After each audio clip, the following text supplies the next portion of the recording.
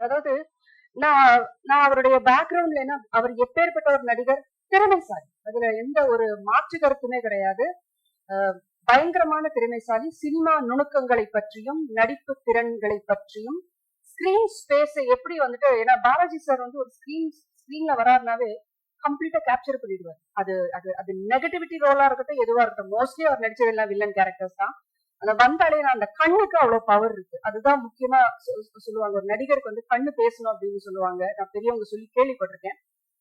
அந்த மாதிரி அந்த பாட்டு அவர் பின்னாடி இருக்கிற அவர் உட்கார்ந்துட்டு ரூம்ல ரொம்ப சிம்பிளா இருந்தது. நான் வந்து பிரசாத் சார்ட்ட கேட்டேன், என்னங்க ஒரு இவ்வளவு பெரிய நடிகர் இன்னும் ரொம்ப சாதாரணமா ஒரு கைட்டு கட்டுல சிம்பிளா அவரு பாட்டுக்கு சிம்பிளா இருக்காரு. அவர் இருக்கிற இடமும் அப்படிதான் இருக்கு, அவர் வாழ்ந்துட்டு இருக்கிற வாழ்க்கை அப்படிதான் இருக்கு. ஏன்னா யதார்த்தமான ஒரு வாழ்க்கை. ஏன்னா ஸ்கிரீன்ல எல்லாரும் பெரிய ஸ்டால்வார்ட்ஸா இருக்கலாம், திறமைசாலிகளா இருக்கலாம். ஆனா நிஜ வாழ்க்கையில எல்லாருமே வந்துட்டு அவங்கவுங்க அம்மா அப்பாக்கு பிள்ளை, கணவருக்கு மனைவி, மனைவிக்கு கணவன், பிள்ளைங்களுக்கு தாய் தகப்பன், இவ்வளவுதான் ஒரு குடும்பம். ஒரு ஹியூமன் பீயினோட லைஃபே ரிவால்வ் ஆகுறது இவ்வளவுக்குள்ளதான். எனக்கு ரொம்ப ஆச்சரியமா இருந்தது அவருடைய சிம்பிளிசிட்டி.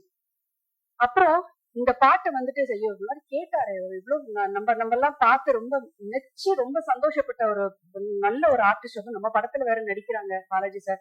அவர் கேட்டு இந்த பாட்டை கத்துக்கிட்டு பாடணும்னு சொல்லி ஒரு ஃபியூ டேஸ்ல வந்து அந்த பாட்டை உட்காந்து படிச்சு நோட்ஸ் எடுத்து நான் வந்து வாய்ஸ் நோட்டா அனுப்பினேன். ஏன்னா அவரை பார்க்கக்கூடிய சந்தர்ப்பம் கிடைக்கல, அதனால இது வந்து எக்ஸ்டெண்ட் ஆகக்கூடாது, ஒரு ஆசையா கேட்டாரு அப்படின்னு சொல்லிட்டு வாய்ஸ் நோட்டா நான் அனுப்பினேன்.